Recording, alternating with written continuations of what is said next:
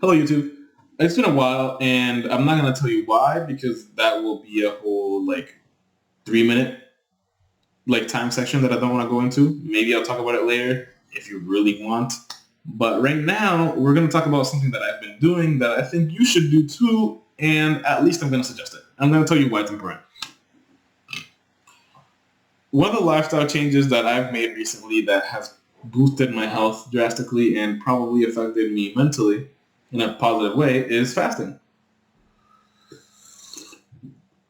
And a lot of the research that I've done over the course of the past 3 weeks, which is around the time that I stopped making videos, is about how to properly fast, the effects of fasting in your body, the hormones that it releases in your body and how they affect your body as well, and how to properly use fasting to achieve your goals.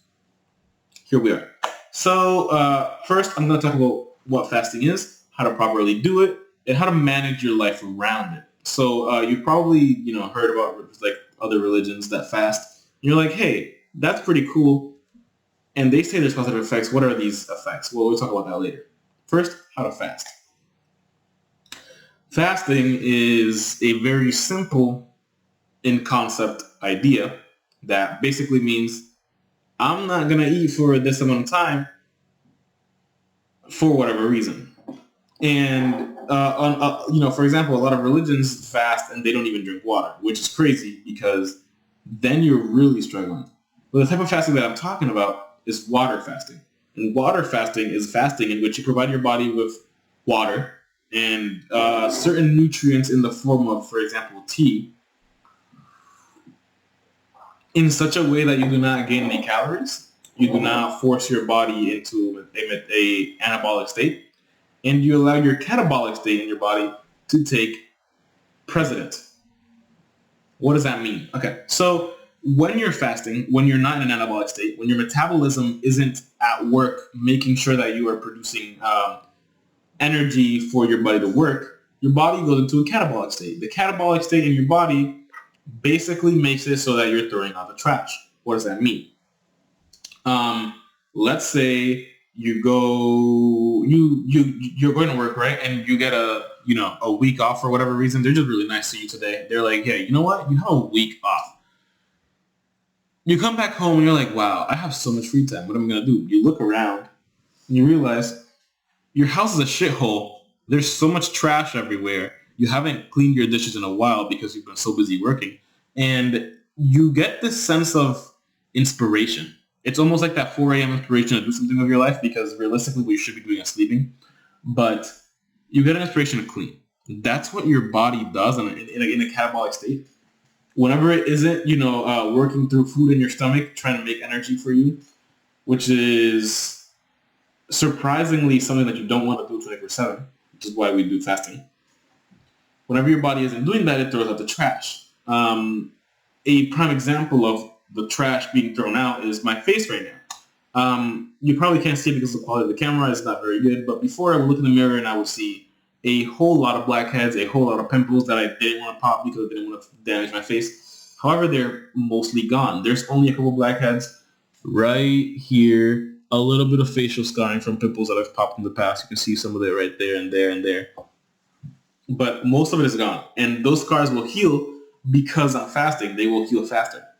One of the things that fasting does for our body is, number one, increase the rate at which we heal. So your cells, for example, like on a surface level, your entire body is made of cells, you know this, and these cells all produce excess waste. However, we don't always give them the ability to, throw out their trash because we're always eating and we're always working out and we're always putting our body in an anabolic state, which does not allow them to, do their weekly cleaning. This is why we do fasting.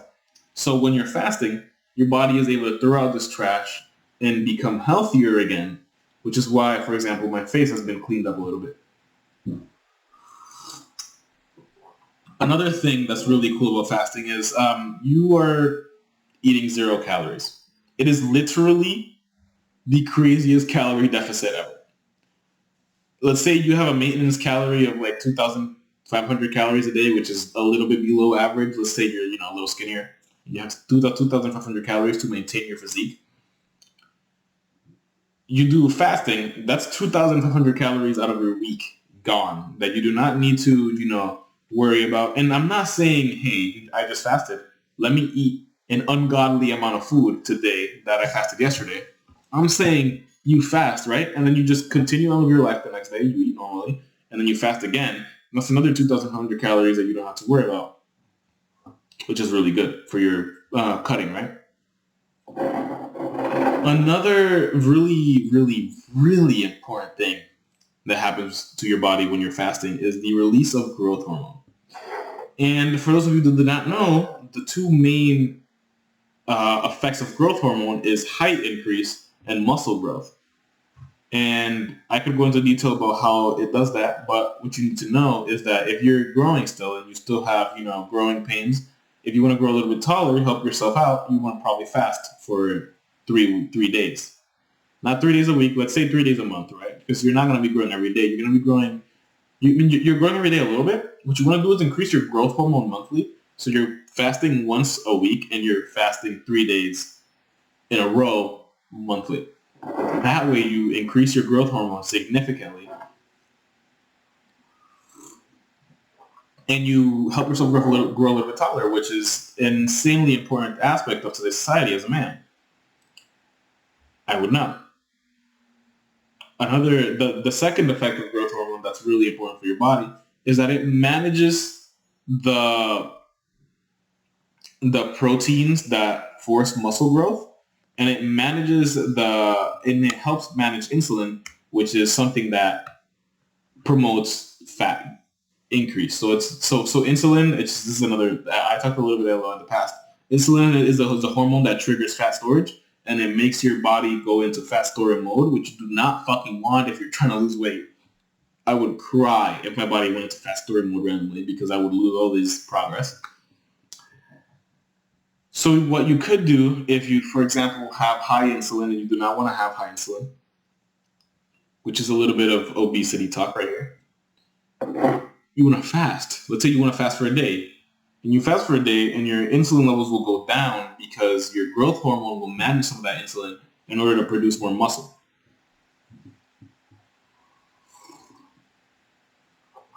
This is why you see kids like in your high school who are like fucking like absurdly tall, skinny as fuck. They eat like nothing, or they'll eat like nothing one day and the next day they'll eat like they are 5 people. And then you'll be like, what the fuck is going on? How is he so tall? His health is trash. He eats burgers every 2 days and he eats 5 people's worth of burgers on that second day. I don't understand how he's so tall. It's because he's fasting. Because he doesn't eat a lot of food on a general, day-to-day basis. But whenever he does eat, he provides it with the nutrients necessary in order to, number one, maintain his physique, lose the excess fat that he has, and allow his body to grow with the nutrients that it has. So what you want to do is do something similar to that if you want to increase your chances of growing muscle and growing height. You want to fast for 2 to 3 days on any given month, and once a week for every given week. And when you fast, do not eat anything but water and some tea if you really want to help yourself. And then you eat normally. And then you go back to eating normally the next day, which is crazy. It's so cool. Okay. How to properly fast in order to actually get these effects. I do not recommend that you fast for a full day. I don't want you to go on your phone right now and put on a 24-hour timer and then eat whenever it says 0. What you should be doing is taking advantage of the fact that you have to sleep. And you're not hungry when you're sleeping, which is crazy, right? You never thought about that. So for example, last night, the last time I ate was at 8 p.m., which is a healthy time to eat. You do not want to eat anything past 9 p.m. General rule of thumb. I finished eating dinner at 8 p.m. And since then, I haven't eaten anything. How many hours have passed since then? Well, right now, it is 11:43. It is about to be 12. So from 12 to 12, that's 12 hours, right? I'm almost at 16. I'm only 4 off. From 8 to the 12, which is from, the nighttime, right? That's 4 hours. So as soon as it's 12, 16 hours have passed since I last ate. At around that 16-hour mark, there will be an increase in growth hormone in my body, which will help me do the things that I just talked about. And I will feel a whole lot healthier. Of course, I will be hungry before then, but yeah, it's pretty cool.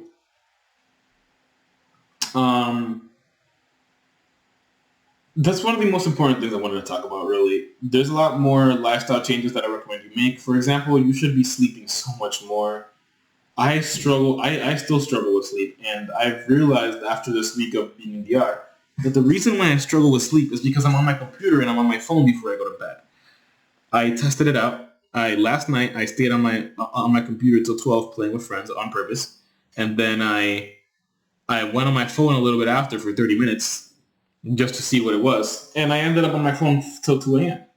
And I woke up at 9. That means I slept 7 hours, which is not an unhealthy amount. You can survive very comfortably after 7 hours. But if you want to improve your health, you want to sleep anywhere between 8 and 10 hours. And you'll have people online be like, yo, realistically, you should be sleeping 6 hours and maximum 8 hours. That's all your body needs. That's a fucking lie. If you want to improve your health, you want to sleep anywhere between 8 and 10 hours. And you should absolutely take time out of whatever you're doing in your day-to-day life to sleep more. I'm going to start doing that. I'm going to stop playing games till 2 a.m. so I can sleep more because that's so important. I'm going to take some Lutz gummies tonight just so I can make sure that I sleep.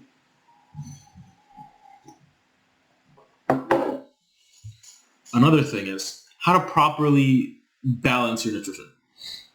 Something that we don't really realize and that I'm not going to tell you in this video because it's already 12 minutes long is you should know what nutrients your body needs, how to tell what your body needs from just your feeling, right? For example, if I get out of this chair right now, I've been sitting for around 10, 12 minutes. I get out of this chair and I stand up. And if I could, for a second, feel my consciousness slip and I couldn't see anything for, a split second, and I felt the blood rush to my head, that right there is your body's way of indicating you have low blood iron. And what you should do is consume red meat in order to increase your blood iron. And there's a lot of other foods that you can consume, but that's just the first one that came to my head, right? You eat a little bit of steak, you have a higher blood iron level than you did before you ate it.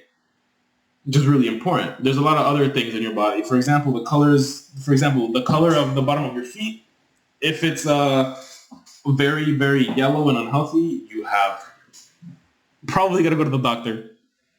But that's a way of telling if you have a severe, very severe way of telling if you have low blood iron. You need to go get that checked out instantly. You will die. But yeah, you need to do some research on things like that. You need to realize, hey, if my body needs magnesium and calcium and iron and a little bit of bromium, which is I do not recommend you eat bromium raw. Eat it from foods that contain it. Potassium. You need to do research into what foods have these things and then implement them into your diet so you can properly give yourself the nutrition you need. Anyways, thank you for your time, guys. It's been a blast. I'm going to continue making more videos like this. This is a 13-minute video. I'm not going to edit it because I don't have the time today. I'm just going to post it, and then I'm going to edit the next one eventually when I make it. So yeah,